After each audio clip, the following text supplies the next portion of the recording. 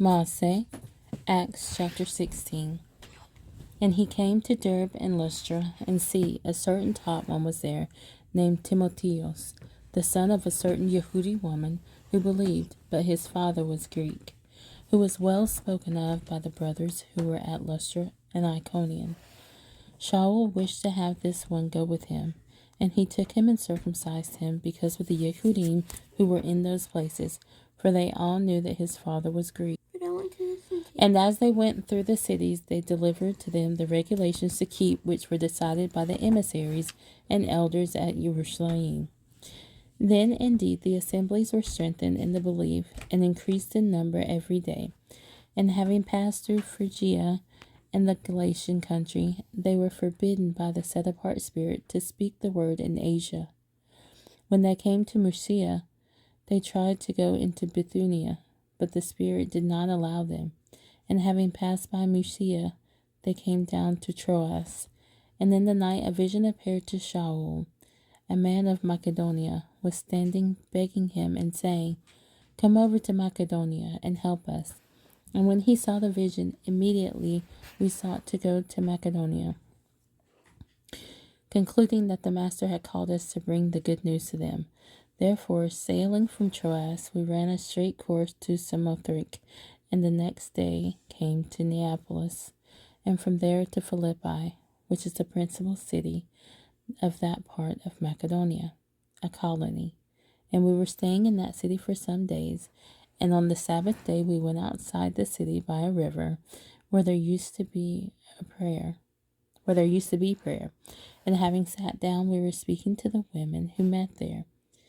And a certain woman named Ludia, a seller of purple from the city of Thyatira, worshipping Elohim, was hearing, whose heart the Master did open to pay attention to what Shaul said. And when she was immersed in her household, she begged us, saying, "If you have judged me to be believing in the Master, come to my house and stay." And she urged us. And it came to be, as we went to prayer, that a certain slave girl, possessed with the spirit of Puthon, did meet us, who brought her masters much profit by foretelling. Having followed Shaul and us, she cried out, saying, "These men are the servants of the Most High Elohim, who proclaim to us the way of deliverance." And she was doing this for many days. But Shaul, greatly annoyed, turned and said to the spirit, "I command you in the name of Yeshua Messiah to come out of her." And it came out that same hour. But when her masters saw that their anticipation of money-making was gone, they seized Shaul and Silas and dragged them into the marketplace to the rulers. And having brought them to the captains, they said, "These men, being Yehudim, greatly disturbed our city, and they proclaim practices which are not right for us to receive nor to do, being Romans." And the crowd rose up together against them, and the captains tore off their garments and commanded them to be beaten with rods. And having laid many blows upon them, they threw them into prison, commanding the jailer to keep them safely, who, having received such a command, put them into the inner prison and fastened their feet in the stocks. And at midnight Shaul and Silas were praying and singing songs to Elohim, and the prisoners were listening to them. And suddenly a great earthquake took place, so that the foundations of the prison were shaken, and immediately all the doors were opened, and all the chains came loose. And the jailer, awaking from sleep and seeing the prison doors open, thinking the prisoners had fled, drew his sword and was about to kill himself.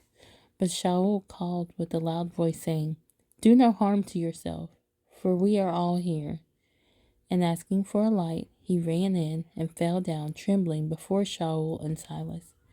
And having led them outside, he said, "Masters, what do I have to do to be saved?"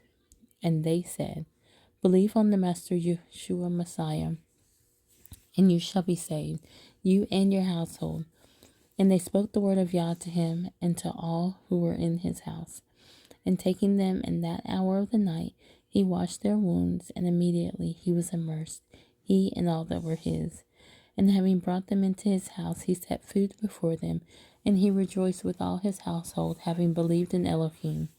And when day came, the authorities sent the officer, saying, "Let these men go."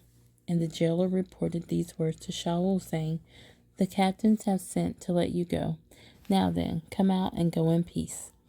But Shaul said to them, "They have beaten us publicly, uncondemned, being Romans. They have thrown us into prison, and now do they throw us out secretly? No, indeed. Let them come themselves and bring us out." And the officers reported these words to the authorities, and they were afraid when they heard that they were Romans. And having come, they pleaded with them and brought them out, and asked them to leave the city. So coming out of the prison, they went to Lydda, and seeing the brothers, they encouraged them and went forth.